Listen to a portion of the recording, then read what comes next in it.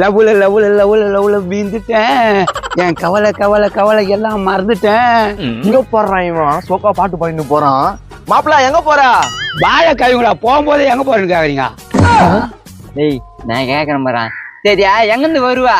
கரெக்டா கேட்டேன். எங்க ஆளை பார்த்துட்டு வருவேன். ஓஹோ ஆளை பார்த்துட்டு வர போறியா? இவன் சரிப்பட்டு வருவான்டா. இவனை சேர்த்து வர மாட்டான். டேய் என்னதுடா சரிப்பட்டு வர மாட்டான்? இங்க வா. இவனுக்கு என்னடா கூப்பிடுறானுங்க? என்னடா இத பண்ணுவியா?